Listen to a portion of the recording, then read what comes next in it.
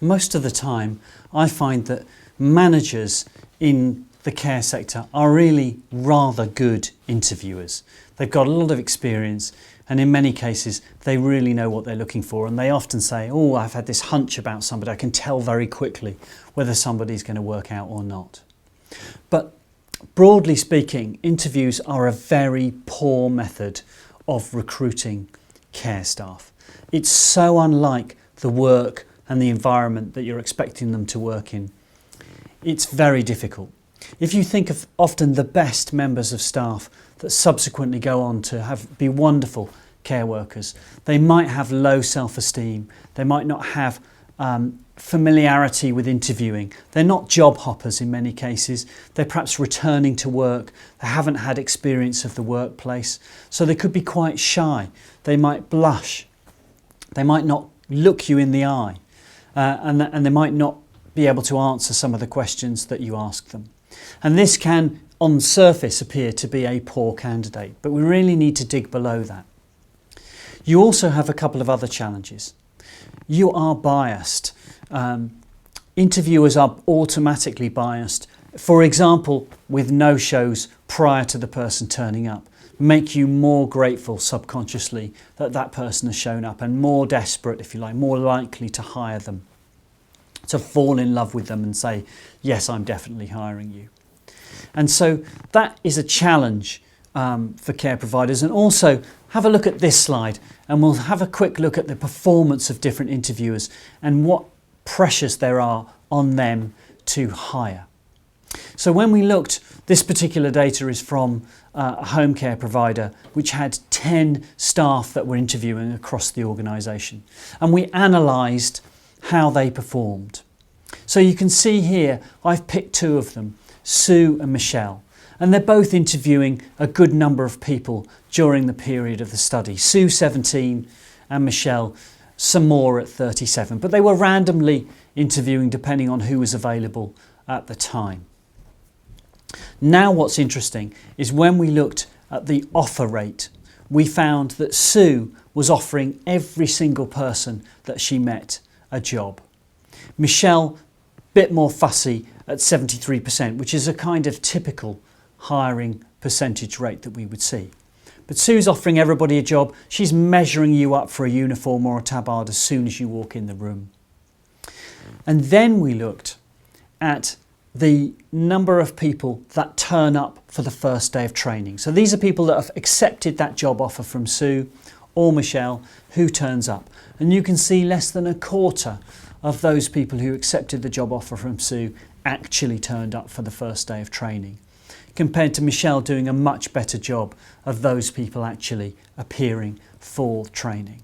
And then if you fast forward through that training process, through induction, and who becomes a new member of staff, you can see that Sue is down at something slightly over 1 in 10 of the people she offered a job actually ever make it to be an employee, compared to Michelle, who still lost some, but almost half of hers do become employees. So the interesting thing here is, what is the day job of those two people we looked at? And Sue is a care coordinator. So in home care, that's somebody who needs more bodies to roster, to plan routes, to try and satisfy the demands of clients. So she is being biased by the pressure on her overwhelming need for more bodies, for more people. And that's meant she's rather too quick to offer anybody a job because she needs them in the field working as soon as possible. Michelle, on the other hand, is a care worker. So she's a care worker who comes in and helps out during quiet times to interview staff, and she enjoys doing it, and she knows exactly what she's looking for. Of course, she does the job. And what is going through her mind is, would this person be safe and the right person, provide good quality care to my clients, the people that I see on a daily basis, or are they unacceptable? Sometimes called the mum test, I guess. Would this be someone you would find acceptable to give care to your own mother?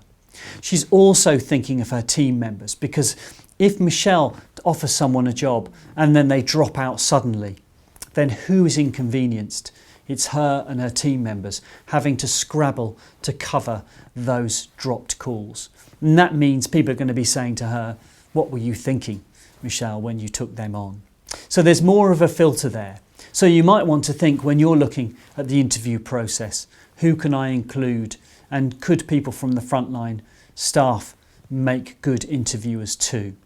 And in fact, we know from research overseas that over 80% of people looking for a care job said they would have been more likely to work for the organisation if only they'd met a member of staff for a chat anyway. So if you can, I recommend, even if you're doing the interviewing, include a member of staff. So after you've interviewed them, you can tell that person, look, spend 5 minutes with Michelle. You can ask her anything you want and she'll tell you a bit more about the job. And that will build a relationship. That person will think, oh, I know Michelle now. I'm more likely to join because I've got a friend. I've got someone on my level that I've made a connection with. And what is also happening is that Michelle feels more valued because she's doing more in the company than simply delivering frontline care. That she's helping the company and she feels her opinion matters in an important area like recruitment. So do think about that when you're looking at who interviews and the performance. And I do recommend looking at the performance of your own interviewers, and see if you can learn anything from them. But in terms of tips, what can we do as interviewers in a care setting to make things easier? Well, of course, you might find in many cases that the people you're interviewing are very nervous. They're not familiar perhaps with the interview scenario, with an office scenario. So try and remove a table. Don't have a table between you and them. If you have access to comfortable chairs, try and make it more of a chat, more of a conversation. So de-stress it wherever you can. In terms of interview questions, there's lots of choice. But I would say many, many times I'm asked to look at interview questions that are photocopies of photocopies from 1970. No one knows why they're asking that question anyway. And when you ask, what is a good answer to this question and what is a poor one, no one seems to know. So the more you can do to make the questions relevant, and values-based interviewing, as we'll look at in a minute, is gathering momentum. It asks really clever questions, and that could be an answer to improve the way you interview at the moment, is to consider values-based interviewing. If you're interviewing large groups of people, for example, you might be opening a new care setting, then group interviews can work quite well. Difficult to manage in some cases, but good to see the interaction between various people.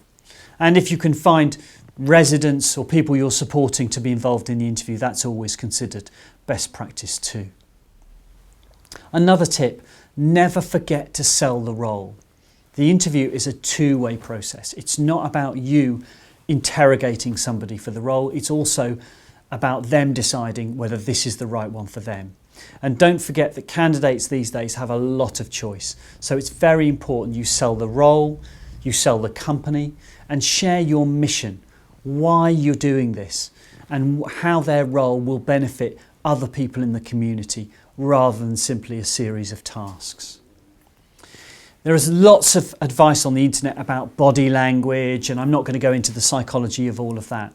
If you're looking for great tips on interviewing and some of the key findings, then Mel Kleiman is a great guy, and you can see his details on the screen now. He's written an excellent book about this very topic that you'll find, I think, very useful.